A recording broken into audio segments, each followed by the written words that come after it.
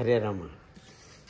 ಮಿತ್ರರೇ, ನಾನು ಹಿಂದೆ ಹೇಳಿದ ಹಾಗೆ ಈ ದಿವಸವೂ ನಾವು ಸಂಸ್ಕೃತದಲ್ಲಿ ಇರುವಂತಹ ಒಂದು ಒಗಟನ್ನು ನಾವು ತಿಳಿಯೋಣ. ಅದು ಏನು? ಬಹಳ ಸುಲಭ. ನೀವು ಜಾಣರಲ್ಲಿ ಸುಲಭ ಆಲೋಚನೆ ಮಾಡಿದರೆ ಗೊತ್ತಾಗ್ತದೆ. ಏನು ಅಂತ ಹೇಳಿದರೆ, ವೃಕ್ಷಸ್ಯ ಅಗ್ರೆ ಫಲಂ ದೃಷ್ಟಂ, ಫಲಸ್ಯ ಅಗ್ರೆ ವೃಕ್ಷ ಏವ ಚ, ಅಕಾರಾದಿ ಸಕಾರಾಂತಃ ಯೋ ಜಾನಾತಿ ಸಹ ಪಂಡಿತ.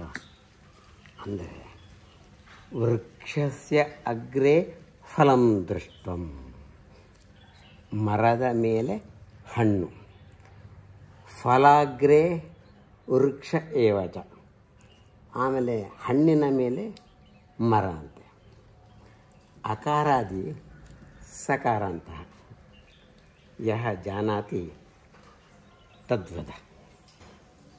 ಅಂದರೆ ಮರದ ಮೇಲೆ ಹಣ್ಣು, ಹಣ್ಣಿನ ಮೇಲೆ ಮರ, ಅಕಾರದಿಂದ ಆರಂಭವಾಗುತ್ತದೆ, ಸಕಾರದಿಂದ ಕೊನೆ ಆಗುತ್ತದೆ. ಇದರ ಉತ್ತರವನ್ನು ಹೇಳಿದರೆ ಅವನು ಪಂಡಿತ ಅಂತ ಅರ್ಥ ಅಂತಾರೆ. ಅಕಾರದಿಂದ ಪ್ರಾರಂಭವಾಗುವುದು, ಸಕಾರದಿಂದ ಕೊನೆಗೊಳ್ಳುವುದು. ಹಣ್ಣಿನ ಮೇಲೆ ಮರ, ಮರದ ಮೇಲೆ ಹಣ್ಣು.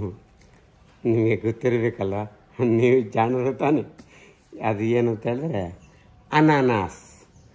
ಅನಾನಾಸ್ ಹಣ್ಣು ನೋಡಿ, ಅದರ ಮೇಲೆ ಗಿಡ ಇರ್ತದೆ, ಆ ಗಿಡದ ಮೇಲೆ ಹಣ್ಣು ಇರ್ತದೆ.